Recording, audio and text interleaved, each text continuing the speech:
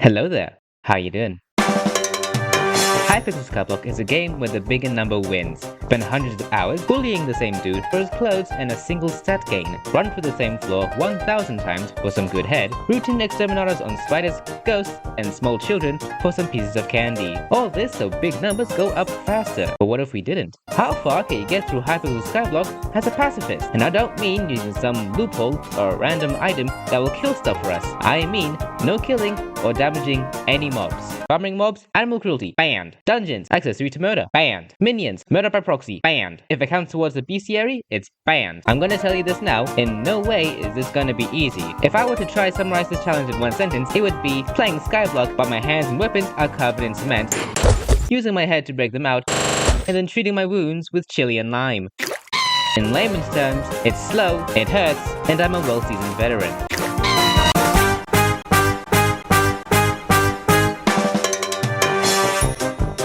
Alright, so how exactly do we track progress? Well, Skyblock already has a system built in to show how far players have progressed. Every 100 XP is one level. As of recording, the highest level achieved is 473 by like 12 different players. The problem is that it's 4 more levels than when I started this project, because I took too long and a new update is out.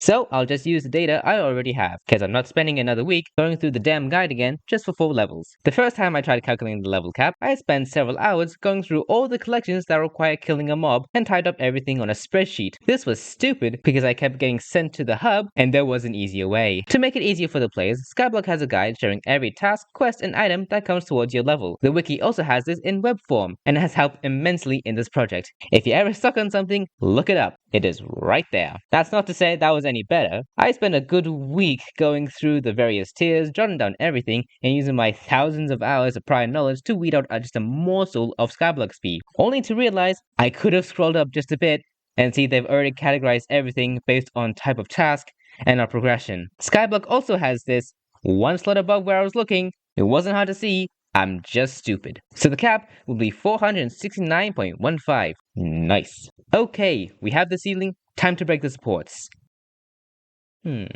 Which one first? Okay, let's start with the easy stuff. Slaying tasks. Bounty hunting. Extermination in the average Aussie home. Dragon. Lance. Oh. I really should reread that. All these tasks combined would give you 10,220 Skyblock XP. Losing all that brings the cap down to 366. There's also a whole other leveling system just for dungeons, with various classes, perks, and abilities that make you that much stronger. Number go up? Good. Okay, number go down. Oh, not good. Then there's the combat skill. Every time you kill a zombie, a wither, a butterfly, anything, you gain some combat XP. At certain combat levels, you gain access to more islands and more content. A lot of tasks are locked behind these islands. These island locked tasks include but are not limited to social media, exercising, collecting the infinity stones, community service, the one chip challenge, nondescript collectibles, fixing 5G cell towers, fighting a minimum wage Macca's employees, including all the stuff locked behind the islands and the random stuff. That's an extra 2,900 XP. That is not looking good. Collections. If you collect certain items, they count towards a collection. The more in a collection, the more rewards you get. One of them is just straight up XP. There's also recipes that give XP for different categories. There's the British Museum, Britain in 1919, and my speed when someone suggests I should try British food. That's an extra 5,500 XP, but your credit score is also tied to your museum, so that's an extra 200. Now we minus this from that, and ew. At this point, the maximum Skyblock level is now lower than my main profile. For reference, I am level 276 with over 2,500 hours on this profile. It's not the most efficient playtime because brain dumb and I just bounce around the hub. There's also random and miscellaneous. It's the hub's emo cousin. Advanced pet play. It's Halloween and the treat is an RR. The trick is an RR. All powder goes to them. I don't have any powder. Reducing the local wildlife all to feed your pet dolphin. I want to hang them on my wall, eating literally grubs, waiting for 300 hours. You see, it's funny because Skyblock has like 3 more of those that are basically reskins. Subtracting that from the cap brings us to 21,000 283 XP or 212 levels. Now there will definitely be inaccuracies to this. Skyblock is a very big game. I haven't finished working out accessories or fully looked through the rift tasks, so the maximum level might be a dozen levels from the actual cap. And that's not the only problem with this god-awful challenge. Two core activities in Skyblock are farming and mining. You'd think with a no-kill rule would make these the easiest way to progress in the game, but nope! You see these? They're known as glaciate walkers, and are the sole reason why mining is screwed. See, they have a small chance to drop a glaciate jewel when killed, which is the only way to obtain them, minus the bazaar. And glaciate jewels are used in every single late game recipe. Want to use the most powerful drill in the game? Cool, they'll need the previous drill, the DRX 655, which needs the 555, and the 455.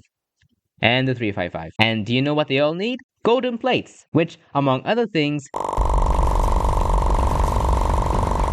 needs glaciate jewels. So that cripples late game mining and early game mining. In order to start using the better early game pickaxes, you need the jeweled handles, forged using 3 glaciate jewels. So the most powerful mining tool you can use before unlocking the crystal hollows is a bandaged mithril pickaxe. And you only unlock the crystal hollows at Heart of the Mountain 4. Oh yeah, there's also the Heart of the Mountain softlock. Heart of the Mountain, or Hot M, is a leveling system dedicated to mining. You level this up by doing commissions. Complete it, it's replaced by another one. Some of these commissions require you to kill certain mobs.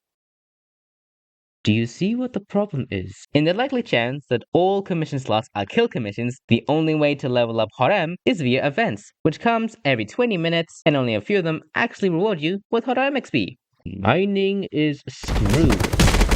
Farming isn't any better. After reaching Skyblock level 5, you gain access to the Garden, a private mass of land whose only purpose is to make farming easier. You can use plots to create vast amounts of crops, farm, replant, repeat. Eventually, you get so efficient at farming, you can spend hours just holding 2 buttons, generating more food than the world makes. Don't try to check me on this. Naturally, this resulted in macros just doing that. You know it. We hate it. Every game has it. Bots. To combat this, no, not that combat, they sent a plague. I'm not kidding, they sent a and sent 10 species of insects to stop them. That's not their only purpose. They do provide some pretty good jobs, but they might as well be nothing but a hindrance in this challenge. There's a small chance for these pests to spawn every time you break a crop. With how fast the average player farms, it's pretty fast. Have enough of these flying, jumping, and being a general annoyance, and they evolved from a minor nuisance into Kirby. You can have a maximum of 8 pests, and these 8 are powerful enough to eat 75% of your yield in perpetuity. These pricks will keep eating everything you try to harvest, sucking everything up like that fat little pink hole.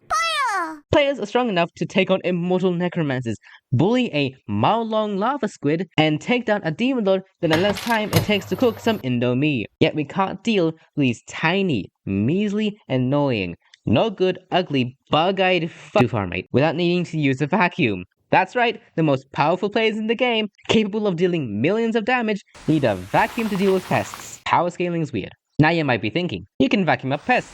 What's the problem? Well, I'll tell you. Pests have their own bestiary category, and as I said at the start, if it counts towards the bestiary, it's banned. So vacuuming counts as killing. If you need further proof, look. It quite literally says, number of kills. So, once they're in my garden, I can't get rid of them. I'd be stuck with a minus 75% farming fortune every time I wanted to farm. So farming will take a little bit longer. But there is one saving grace. Would you stop that? Remember the combat skill? Well, turns out, killing isn't the only way to gain combat XP. There's gambling. So, you've come to bargain with the Demon Lord. Very well. I warn you, this archfiend will suck you dry. Now, cast them. Well, that's a problem. But not my fault. I did everything I could. Gift giving. Every time you open a gift, both the giver and the recipient get whatever it drops. Sometimes you get skill XP from it. Don't ask me how they package it. Then it rolls for a random skill. You can get 250 or 500 XP across all 3 tiers of gifts. So the most cost efficient would be the white gifts. On average, you can expect to get some skill XP every 4th gift opened. Then it rolls again to choose between 8 different skills. So that's a 1 in 4 times a 1 in 8. So you can expect to get some combat XP every 32 gifts. And in order to get to combat 60, you need 111 million XP. So that take the average player 9.5 million gifts. Huh. Okay, assuming we get 500 combat XP every time a gift is open, and assuming we have all the available effects active that boost the amount of combat XP we get from any source, so that's a wolf pet for plus 30%. Wait, no, you need a enchanted egg to craft a pet, but I can't kill chickens to unlock the recipe. Okay, scratch the wolf pet. The blue but red abbey case, plus 1.5%. Booster cookie, plus 25%. Combat XP potion, plus 20%. Experience potion with Viking tears. Hypixel, what the f? Plus 10%. Okay, and with all that, 111 million divided by 500 times 1.565 equals 142,000 gifts. Okay, now do the average. And the 250 XP as well. How much is that on the bazaar? And how much to get to Combat 22? And that costs...